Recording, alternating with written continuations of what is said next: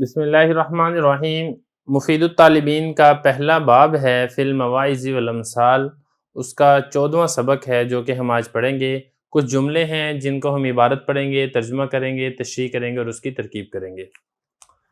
سب سے پہلا جملہ آپ دیکھ لیں، اجہل الناس من یمنع البر ویطلب الشکر ویفعل الشر ویتوقع الخیر۔ نمبر 2، الدال علی الخیر کفاعلہ۔ نمبر 3، القلم شجرۃ ثمرتها المعانی۔ نمبر 4، کما تدین تدان۔ نمبر 5، من صبر ظفر۔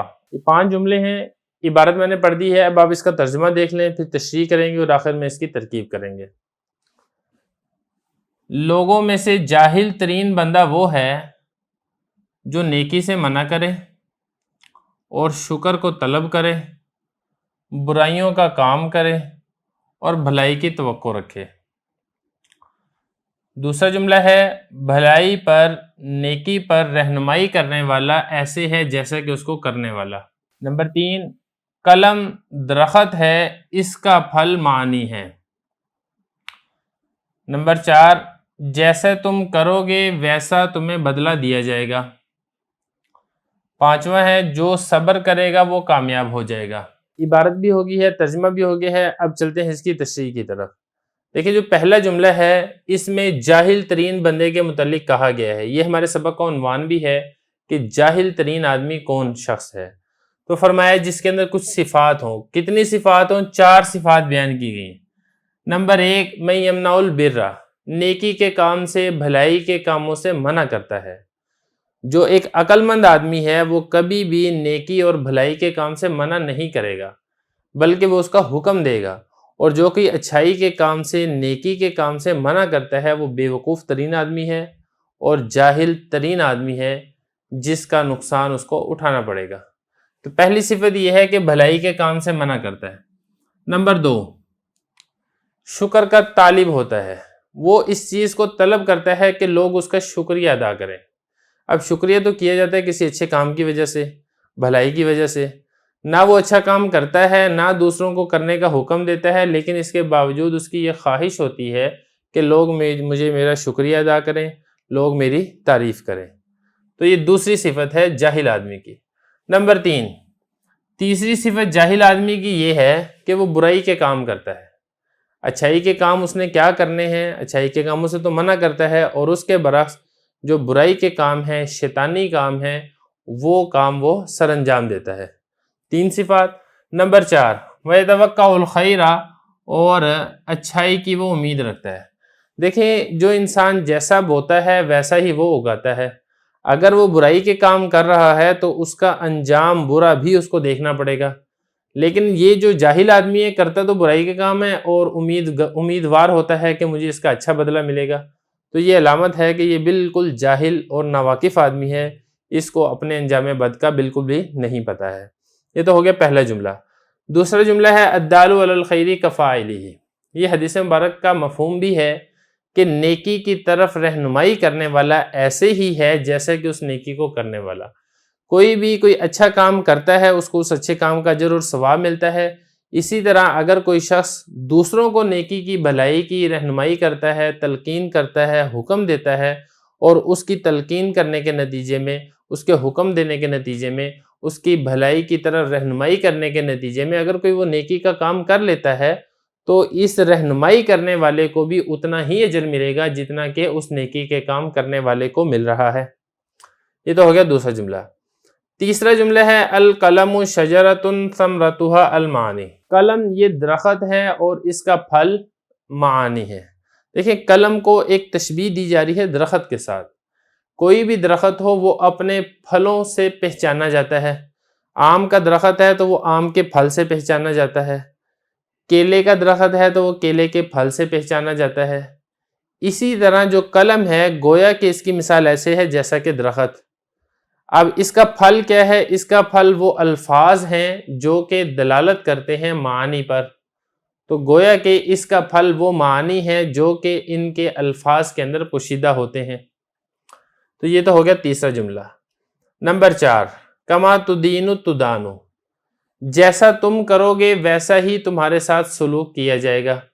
اگر تم کسی کے ساتھ اچھائی کا سلوک کرتے ہو تو تمہیں اس کے بدلے میں بھی اچھا سلوک دیکھنے کو ملے گا. اگر کسی کے ساتھ برائی کرتے ہو تو جواب میں تمہیں بھی برائی کا سامنا کرنا پڑے گا. جیسا کہ اردو کا محاورہ بھی ہے، جیسا کرو گے ویسا بھرو گے. اور 5ویں نمبر پر جو جملہ ہے، من صبر ظفر، جو شخص صبر کرتا ہے وہ شخص کامیاب ہو جاتا ہے. جو جلد باز ہوتا ہے، جلدی کرتا ہے، عجلت میں کوئی کام کرنا چاہتا ہے وہ ناکام ہوتا ہے. اور جو شخص صبر و تحمل سے کام لیتا ہے اس کو انجام کار کامیابی حاصل ہوتی ہے. تو یہ 5 جملے ہیں، عبارت ہوگی، ترجمہ ہو گیا، تشریح ہوگی. اب چلتے ہیں اس کی ترکیب کی طرف. تو ترکیب میں پہلی بات تو آپ یہ سمجھیں کہ سارے کے سارے جملے مبتدا اور خبر بن رہے ہیں. میں اس کو بنا بھی دیتا ہوں. پہلا جملہ یہ اجہل الناسی، اجہل مضاف، الناس مضاف الیہ، مضاف مضاف الیہ سے مل کر مبتدا.